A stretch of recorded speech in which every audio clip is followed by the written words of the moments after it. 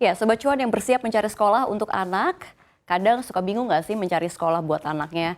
Ya, saat mencari sekolah, para Sobat Cuan yang sudah menjadi orang tua perlu mempertimbangkan beberapa hal dan bukan hanya nama sekolahnya aja. Jadi sebagai orang tua pastinya Anda mau juga dong memasukkan ke sekolah yang ternama. Tapi pastinya banyak aspek-aspek lain yang harus disesuaikan dengan profil kita dan yang terpenting anak juga harus diikutsertakan dalam memilih. Memang sih sebaiknya mencari sekolah nggak hanya tentang akademisnya aja tapi juga sekolah yang fokus pada kurikulum ekstra agar seimbang soal pilih-pilih sekolah untuk si anak. Ini akan kami ulas selengkapnya dalam sekolah negeri atau swasta, jangan salah pilih. Kita lihat slide yang pertama. Ya, kita awali tips pilih sekolahnya dulu ya. Tentu saja, banyaknya pilihan sekolah seringkali membuat orang tua bingung menentukan keputusan. Untuk itu ada beberapa tips memilih sekolah yang tepat untuk anak yang bisa Anda coba. Sebab belajar di sekolah yang tepat dapat membuat anak memiliki nilai akademis yang baik. Hal tersebut juga dapat dipengaruhi oleh berbagai faktor, mulai dari fasilitas, lingkungan, metode belajar hingga kurikulum yang diterapkan sekolah. Nah, semua itu perlu diperhatikan karena dapat mempengaruhi kenyamanan belajar anak Anda.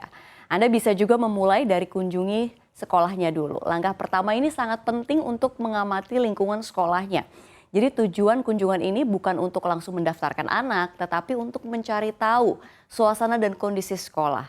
Orang tua dapat mengamati bagaimana interaksi guru dan murid dan pergaulan antar siswa. Anda juga bisa dapat memeriksa fasilitas dan ekstrakurikuler apa saja yang tersedia di sekolah tersebut. Berikutnya juga kenali kegiatan dan ekstrakurikuler. Anda juga bisa mencari tahu ya, apa saja kegiatan tambahan atau ekstrakurikuler yang terdapat di sekolah tersebut. Pasalnya, aktivitas tersebut baik bagi anak karena dapat memberikan bekal keterampilan. Pertimbangan ini juga mengenai keseimbangan akademi dengan kegiatan ekstrakurikuler. Itu diperlukan juga agar anak-anak tidak cepat bosan di sekolah. Lalu juga perhatikan lokasi sekolah. Jadi kalau kita lihat memang melansir laman Raising Children, ini tips memilih sekolah yang tepat untuk anak selanjutnya adalah memerhatikan lokasi sekolah.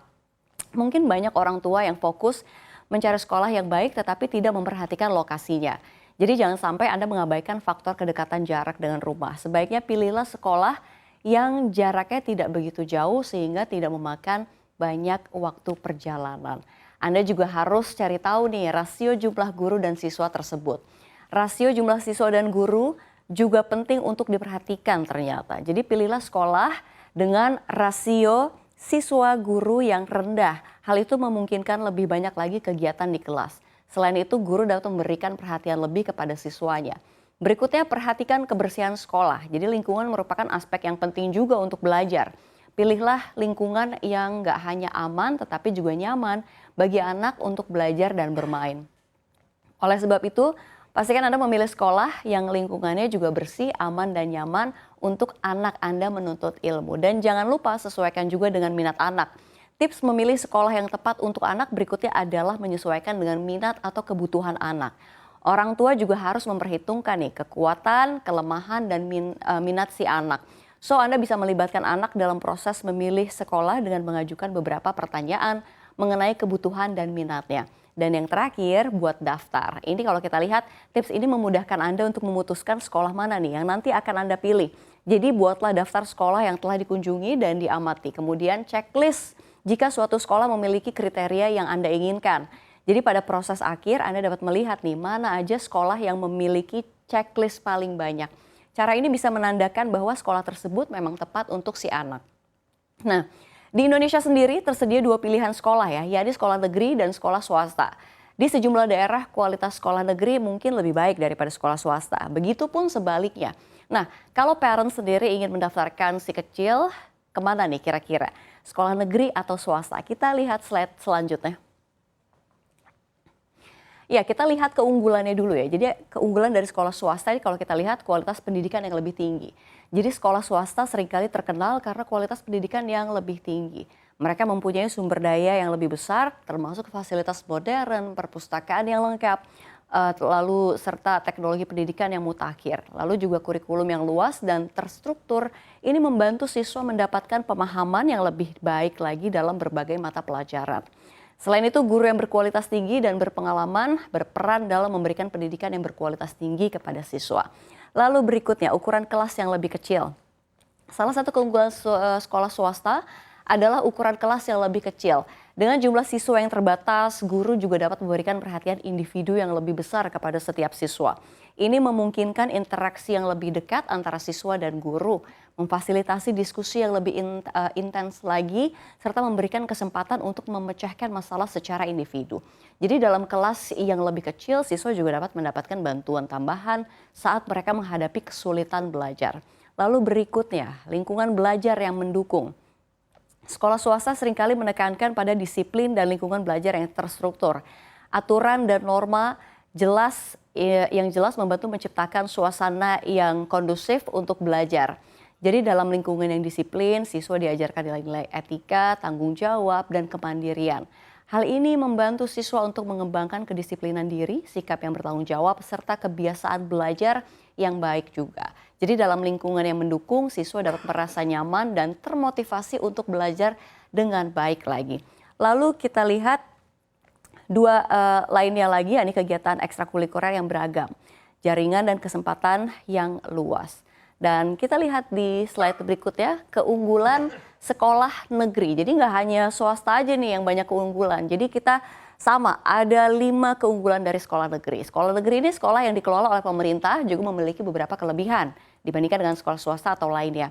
Salah satu kelebihan yang dimiliki sekolah negeri adalah terdapat pada biaya yang terjangkau, sehingga orang yang sekolah di sana akan terjangkau dalam biaya pendidikannya karena ada beberapa hal nih yang ditanggung oleh pemerintah. Tidak hanya itu saja, aksesibilitas sekolah negeri seringkali lebih mudah diakses oleh siswa karena mereka tersebar di berbagai wilayah baik di perkotaan maupun di perdesaan. Hal ini membantu juga memastikan bahwa setiap anak memiliki kesempatan untuk mendapatkan pendidikan berkualitas tanpa harus melakukan perjalanan jauh atau biaya transportasi yang tinggi. Lalu kita lihat infrastruktur. Sekolah negeri seringkali memiliki fasilitas dan infrastruktur yang lebih baik dibandingkan dengan sekolah swasta. Mereka biasanya dilengkapi dengan laboratorium, perpustakaan, ruang olahraga, dan fasilitas pendukung lainnya. Biaya, tadi sudah disinggung, salah satu keuntungan utama dari sekolah negeri adalah biayanya yang lebih rendah atau bahkan gratis. Pendidikan di sekolah negeri biasanya didanai oleh pemerintah atau lembaga publik, sehingga memang biaya pendidikan yang harus ditanggung oleh siswa dan orang tua biasanya lebih terjangkau. Hal ini membantu masyarakat dengan tingkat pendapatan rendah atau menengah untuk mendapatkan pendidikan tanpa beban finansial yang berat. Selanjutnya kalau kita lihat standar pendidikan, ya, sekolah negeri seringkali beroperasi sesuai dengan kurikulum nasional atau standar pendidikan yang ditetapkan oleh pemerintah. Hal ini memastikan juga bahwa siswa menerima pendidikan yang terstruktur dan memenuhi standar yang ditetapkan oleh pemerintah. Jadi kurikulum nasional ini juga dapat membantu siswa dalam mempersiapkan ujian nasional atau ujian masuk perguruan tinggi. Dan kalau kita lihat ada lagi yang terakhir, ini kesediaan atau ketersediaan tenaga pengajar, ya. Penting untuk dicatat bahwa kelebihan sekolah negeri dapat bervariasi tergantung pada negara dan sistem pendidikan masing-masing. Beberapa negara mungkin memiliki kekurangan dalam sistem pendidikan negeri mereka, sedangkan negara lain dapat menawarkan kelebihan yang lebih menonjol. Nah, rasanya kurang ya kalau kita nggak bahas soal biaya sekolahnya. Jadi seperti apa sih tren biaya sekolah zaman sekarang? Kita lihat ke slide berikutnya. Ya, ini kalau kita lihat BPS gitu ya, Badan Pusat Statistik sudah mengungkapkan bahwa komponen pendidikan utamanya biaya sekolah swasta menjadi salah satu penyumbang inflasi pada Juli 2023. Kita lihat tercatat inflasi Juli 2023 sebesar 0,21% secara month-to-month dan 3,08% secara tahunan. Adapun komoditas utama penyumbang andil inflasi kelompok pendidikan Juli 2023 adalah biaya SD, biaya SMP, lalu ada biaya SMA yang masing-masing memberikan andil sebesar 0,01%. Jadi secara keseluruhan kenaikan biaya sekolah ini sebagian besar disebabkan oleh kenaikan biaya sekolah swasta ya. Mengingat memang komponen utama biaya sekolah negeri kan umumnya sudah ditanggung oleh pemerintah. Jadi memang ya Sobat Cuan yang sudah berkeluarga atau berencana untuk menyekolahkan anak memang nggak main-main ya. Perlu pertimbangan matang saat parents memilih sekolah untuk anak. Karena sejatinya seluruh usaha yang sudah dikerahkan untuk memilah-milih sekolah anak dan biaya yang dipersiapkan dengan penuh perhitungan itu juga sebuah investasi loh untuk masa depan. So Sobat Cuan boleh kalau mau mempersiapkannya dari sekarang dengan memulai berinvestasi.